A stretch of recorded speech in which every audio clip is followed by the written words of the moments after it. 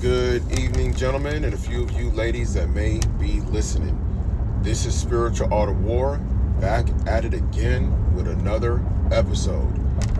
And this time we're going to talk about modern women and their lack of empathy that they have for men in society. And this is what I mean. The modern women have expectations that are above and beyond what the average man is able to do. And even for they themselves that receive more degrees or actually receive preferential treatment when it comes to hiring, they're not even able to do for themselves. And when you add that in to the treatment, the mistreatment that they give to men, the lack of respect they show towards men, it actually isolates men emotionally to withdraw. See, what women don't understand, what modern women don't understand about men, is that men understand what they're very much capable of. And when men get frustrated in a situation, men know we only have two responses. Either we fight or we flight. And most men, because they love their freedom, rather than fight, they choose to flight. They choose to withdraw and no longer engage. Because women don't understand that many of the things that they've done is having a ripple effect throughout society when it comes to men and their pursuit of relationships. And women think that men are going to isolate what has happened to their friends, their fathers, their uncles, and themselves, and forget about all that and just pursue them as if they're not capable of doing the things that were done to other men that they knew. Because one thing is for certain, and two things for sure, is that women always make themselves to be the victims in all their relationships. 99% of women will always claim to be the victim, be abused in all their relationships. All their exes are all abusive. All their exes are all narcissists. All their exes are all manipulative. All their exes are broke and they shouldn't have gave him a chance, and it was a charity work that I did by even going out with him. And men are tired of those narratives, and they don't want to be part of your narrative. They don't want to be part of your narrative story. And now men are actually going on platforms and even calling out their exes. And when that happens, a lot of women are getting scared. That's the reason why this whole, the male version of the T app scared a lot of women. Because one thing with men is that men will come with receipts. They will come with text messages, video. They will show you what you were up to while you were in the relationship with them. They're going to show you how when they called you out on you stepping out on them and how you reacted and how you just acted like it was nothing and how you deflected and blamed them. So men are going to do that type of stuff, and they will put it on an app. And women were worried about that. They were worried about that. Because men are fighting back. Men that have been victims of feminism are going to fight back. And let me tell you something. In 2025, and this is across the board, irrespective of somebody's belief system, if you look at the way society is designed right now, men can occupy themselves with many things outside of an actual woman. Like right now, we're heading into football season. It's August. Football season about to kick off. NFL, college football. You got men that can enter into fantasy leagues. They could start betting if they're in a state where gambling is legal. They can start doing some betting. There's the video games. There's going to be Madden. It's going to be NFL Football 2025. So they can play video games to occupy themselves outside of work. They can go to the gym. They can get a new diet. They can watch some shows, watch some documentaries. There's so many things that men can do. Hunting, fishing. You know, there's so many things that men can do. Work on their vehicles. Like if they got a car and they want to do some customized stuff, they can go and work on their car with their friends. They can join car clubs, cars and coffee. I don't think women understand the vast amount of things that men can occupy themselves with away from them. Way more than what women, because women are not as, they're a little bit more shallow. Their interests are very few. They don't have that many interests. Men can array themselves in various interests. Men can be into multiple sports. They could be into video games. They could be into documentaries. They could be into movies. Okay? They could be into podcasts. Men can get into different forms of working out, you know, running, boxing, MMA. You can enter into a pickup ball league. They can enter into a flag football league, frisbee throwing league. You know what I'm saying? Like, men can get into so many things. They can join some online gaming, get on Twitch. That's why Twitch is such a popular platform. Women don't even understand that.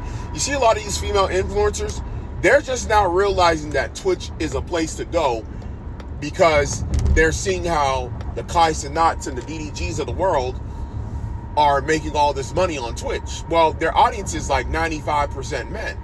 And women want to jump into that, but men were in those areas without women being present. Men did not need the presence of a woman to get into Twitch.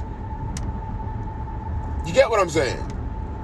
So women don't even understand that men are actually more geared, we're actually more built in the long haul to be away from them. This is something that really irks them, because you see how many women are complaining about men are not approaching, men are not asking them out, and some of these women are very good looking. I'm not saying they stunners. I mean, listen, if you're a 9 or a 10, 8 to a certain degree, you're getting axed out for certain in person. Men are shooting their shot, especially a black man. So-called black man is shooting a shot if he sees something, okay? You're going to shoot a shot. You go in one of these cities, you're going to get hollered at, right? If you got an Instagram, you're going to get hollered at. Now, for women, they don't like the men that like them. They like the men that don't like them. I'm going to say that again. For women, they don't like the men that like them. They like the men that don't like them. So the man that's indifferent, that doesn't show interest, that walks by her, treats her nonchalantly, she's going to gain more of an interest in him because he's not showing interest. It's like a reverse psychology thing. Versus, and I've seen this because I actually tested this out multiple times over the years, where I would actually go out of my way to show interest in a female, and she will like put you in the friend zone immediately. Boom. Like when you're indifferent, there was like tension there. When you show interest, she fall back. When you don't show interest, when you literally are indifferent, because women hate indifference, because indifference is like she's a persona non grata. You're ignoring her. A lot of times, if a man approaches a woman, he's supposed to be as nonchalant as possible. You're supposed to act as if like you don't care if she call you back or not. Okay, you're not supposed to be thirsty, on some what your man got to do with me. You know what I'm saying? I ain't trying to hear that. See, that thirstiness is not going to go a long way. It's like more nonchalant. Like, hey, if you holler at me, you do, you don't, I don't care. It's like, hey, I don't really need you. I'm going to put you in, get your number, holler at me. But women are not getting that no more. They're not even getting that. So you got a lot of men that are not even interested in talking to women because they've went through so many ups and downs emotionally. And once the men get to the point of like they feel defeated, and it's not even all men that feel defeated, it's just that they're tired of you got men that know that they can go out there and get a female, but they're like, it's not even worth the energy. You know what I'm saying? That's where they're coming from. It's not even worth the energy to go through the hassle to get her to potentially like me. You know what I'm saying? And the older woman, it's very weird because when women get desperate, they're more receptive. But there's like a window in a woman's age or in how she feels about herself where it doesn't do anything. You know, they're kind of like, you need to impress them. Because it's like you get the young women who are super thirsty. Okay? So you got the young women that are super thirsty. These are like, or teenagers, of course, because like they're going through puberty. So they go through like a boy crazy phase, right? Where, you know, a man or a teenager, you know, while they're younger, doesn't need to have all these other things. He doesn't need to have a bust down rollie. He don't need an iced out, you know, he don't need a bracelet. He don't need, you know, chrome hearts. He doesn't need, you know, all these other, you know, nigga trinkets to impress. Like he can, you know, there's like a certain clothing or streetwear or even casual wear that among teenagers is actually like you can get away with it. Right? You can just get away with some standard like 501 Levi's jeans, starched up, you know what I'm saying? Some Air Force Ones and like some kind of graphic tee. And you're good to go at that age. But when you get to like, when these women start creeping into their early 20s and mid 20s, man, they will start looking at everything. They're going to start looking at all the accessories, the jewelry you're wearing. They're going to see what kind of watch you wear. They're going to see what kind of shoes you wear. Like, and not even just shoes. They want to know if you're rocking like something like a Christian Dior sneakers or something. You know what I'm saying? They're going to want to see like what kind of drip you got. You know what I'm saying? They're going to see what kind of car you got. When you're younger, when you're, you know, when you're in high school, you're 16 years old. They don't even care if you even got a car. Of course, a car will help you out if you're 16.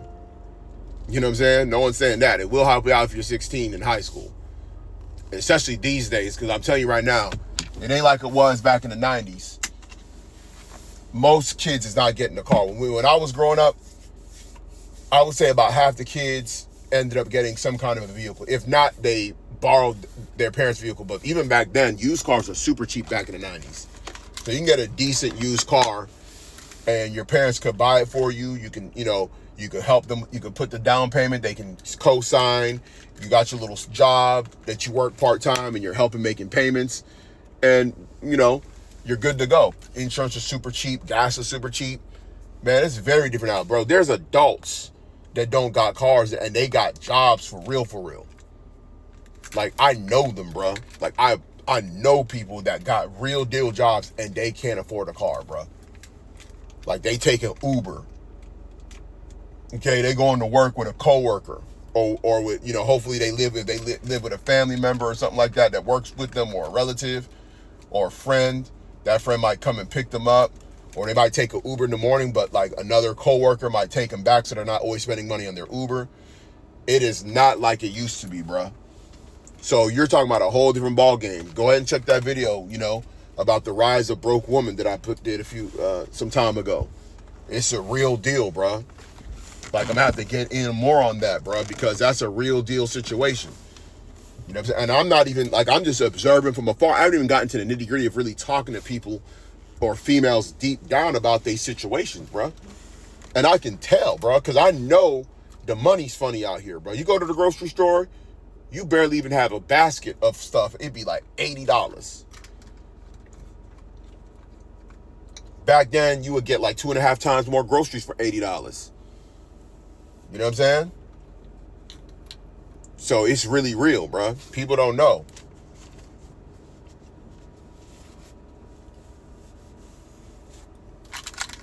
So, all right, got to resume right there. I actually had to briefly pause because I was stepping out the vehicle. And by the way, the time I'm recording this, it's 11:50 p.m. I'm up late because I'm off tomorrow. And I will say this, that as I was pausing and coming out my vehicle, it was two females. I saw them from afar. They were sitting down like on the curb, like probably about, 200 feet away from me, from where I am at. And they were two like teenager females. And now school's still out. I don't know when school starts for the area I'm in, but it's damn near midnight. And these two girls are probably like around 15 years old, somewhere around that age, 14, 15 years old. So they probably appear to be like maybe freshmen in high school. And they're just out sitting down talking at night. Now, where we're at is not like a rough area. You know what I'm saying? It is, it is in the Houston area, but it's not like considered a bad part of town. And they were both so-called black females. And I'm like, you're out this late just chopping it up. And you know the reason why that is, see, is because of the parenting. And it makes you wonder, even with this discussion of men, their mothers, what did they do to their fathers or not do to their fathers that they're around? Because there's no way, if there's a man in the house, that they're allowing their daughter, who's 14, 15 years old, to just be willy-nilly walking around at close to midnight. And the reason why they're doing this, and this is the future. Unfortunately, this is the future. I don't know. We don't know when this is going to end, but it's going to get ugly. I believe that there will be, ultimately there will be some females that will get some men that will take them seriously in the grand scheme of things, that will eventually talk to them or whatever. And there are going to be a minority of women that are going to appreciate a man that actually wants them. And they're not going to hold it against him of him showing interest. They're going to be appreciative. They're going to remember that they were lonely, that they were crying, that they were complaining about not being approached and not having no man. And they're going to appreciate. I say a minority, because one thing with women is that women in their emotions is very fleeting. So they could feel down and out one minute, and then when a man chooses up on them and then gives them validation, they use that as like part of their narcissistic supply, and then they eventually drop the man because he no longer serves a value. It's kind of like getting a high. You know that junkies, they don't keep the needle after they shoot it. When they get the needle, they shoot the heroin or whatever inside of them. And then as they're getting high and they're feeling great about themselves, they discard the needle and then they walk away. So a lot of times it's just like a crack pipe. A lot of them, they'll do the same thing with a crack pipe. They'll get high, they'll pass out, they'll go through their high, and then they'll forget that they had the crack pipe, they'll walk away.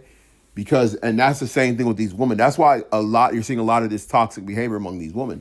See, only a small percentage of men can truly be toxic men, meaning the type of men that women want, but they're hard to grasp, they're hard to pin down, they're hard to make to commit. So, but most women can experience this man in various ranges. Okay, either the man could be, dismissive, or he could put her on rotation. I'm going to kind of go through what's going on with the top men probably in another video. So you're going to have to check that out as well.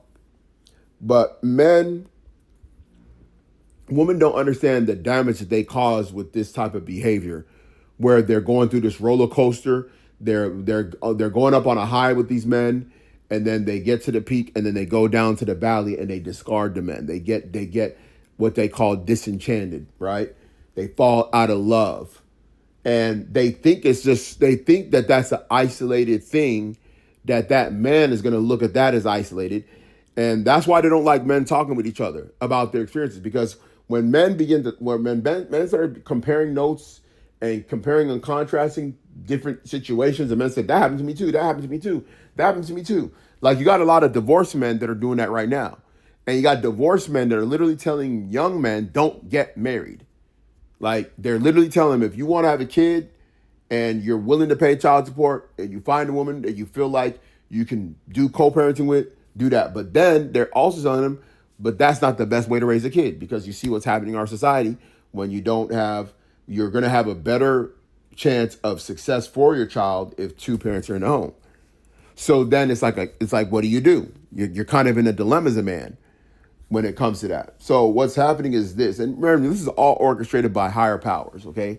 Don't get it twisted. Don't think that these women are out here, with the freaking, ultimate game plan to take down man. They're not that deep, bro.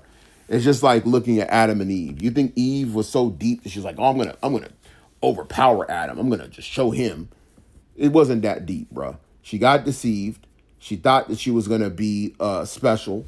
She thought she was gonna be a diva. And she went and thought that it was going to be beneficial to Adam, and the rest is history. So the plan was from the serpent, not from the woman. The woman just fell for it. Okay? So always understand that. But yeah, these women, they're acting like this. And, I've if you go back to my other videos, there's a recurring theme of what I tell you, the kind of woman that makes sense to pursue. And even there is... And I'm talking about, like, there's some stuff deep that I can go into. What I call, like, long-term courting game, which is actually kind of, in some ways, better. But I can't really get into that right now because it would, kind of be off topic. But some people may or may not like it. Okay, I think a lot of men wouldn't like it because a lot of them are feminized. Okay, so they naturally are going to side with the woman. And this is not even, it wouldn't even be about taking away a woman's freedom. This would actually give her freedom of choice, but in a different fashion. Okay? But, yeah, man. These women, they don't understand that when men collectively go through some things, they go through some trauma, men do end up talking to other men. And one thing about the internet is anonymous. So a man can go on a forum and he can pour his heart out on a forum. No one knows who he is. He can say his situation. He can write in the comments. You have men that are in the comment section of, all these social media pages, and they're literally saying, this happened to me. It's just like that you see when a man finds out that the kid is not his. You have men that will come out and say, that happened to me. And they'll go over their story. Or a man who played stepdaddy and the woman was, stepped out on him, was sleeping with the baby daddy, or mistreating him and not giving him the respect that he felt like he deserved. Then he's telling other men, don't become a stepdaddy. This is my experience. So men are seeing this and they're like, okay, I gotta be careful. See, men are all about the environment and maximizing their survival within the environment, because you can't change certain aspects of the environment. You have to live with what the environment is offering. It's just like when people decide to move to New York. Okay, New York is cool most of the year, but there's a time of the year where it's not cool. Okay? And I'm not being, what I'm saying? Not cool, if you know what I mean. Not cool meaning, but cool. Not cool, but cool. So you got to take the good with the bad. You have to say, okay, look, I'm going to enjoy New York. If you live in New York, cool. You got a public transportation system. It's a city that never sleeps. If something's always popping, it doesn't matter. So it doesn't matter what shift you work. It doesn't matter what kind of shift you have in New York. You can, on your off days, it's always popping. It don't matter what day of the week, right? You're always getting great food, all kinds of food, great shopping options. If you have the bread, a diversity of options when it comes to dating. Although, we can assume that a city like New York has a very high divorce rate. But if you're a dater, meaning if you're a modern person and you prefer to date, then there's those options. But when it comes to the wintertime, yeah, it's cool to rock them nice jackets and scarves and, things like that, and, put on your Timbs or put on whatever boots. But when it gets to that real freezing weather and it's really bad, you ain't going to be too happy about it, right? You know what I'm saying? And that's the time when you just know, like, this is part of New York. Those 2 to 3 months out the year that it just gets kind of crazy, right? So when you examine the situation with men, men are largely giving up, and it's not the men that women think. Women think it's incels. They think, oh, these men that are giving up, they're men that don't get women, yada, yada, yada. Yo, how many guys have you seen say they're 6 foot plus, six pack, and they make $250,000 a year? They got a house that's paid off. They got a motorcycle. They got a truck, and they got a sports car, and they got a dog. And they're living stress-free, and they are out of the game, focusing on themselves. Lots of men. The kind of men that these women would love to be with. But these men have removed themselves, and women are feeling it. Okay? They're feeling it. And that's a natural progression of what's supposed to happen, because men are the more superior sex of the two. So it was only right that men will eventually figure things out. And that's why the elites are very scared of the likes of Andrew Tate and all these other manosphere guys who they use NGOs to target and to limit their influence, to throttle their YouTube channels so they didn't reach as many people, because they know that when men start moving in unison and start synchronizing the way that they're acting behaviorally, then that means that the men are prepared to rebel against the system. They know this. Because if a man doesn't have a future, if he looks at his situation as bleak, he's divorced, paying child support, he lost half his wealth, or he has no woman, and the women aren't good enough, then men will start figuring out how to overthrow the system. There will be a subset of men that will say, or they'll look at their future of their own kids and say, I don't want this for my kids, so I got to do something in this generation to change it. You know, so a lot of people have to understand that it's not just men being, bitter or being whatever. No, men are being smart. They're just being wise. Okay? That's why even I always look at situations, man. I kind of give some grace, show some grace, because you got to understand a lot of these women were deceived themselves. So there is a level of you got to give some level of grace, but there's a point when the woman starts talking so crazy where you're like, nah, I can't give you that. You didn't have, or your woman does some wild stuff. You got some men, they may give a woman grace on the one baby daddy, but I don't know, But you got some men that will say, okay, I'm cool with one kid, but two. I've seen videos of men talking like that. They'll say, two kids with two different men? Nah, I can't do that. So it just depends on the situation for some of those men, right? But I can continue on a tangent and go into different areas, but I'm not going to bore you, you know what I'm saying, and end up snoring you. So let me know what you think in the comments. Like, share, subscribe, and I'll catch you in the next episode.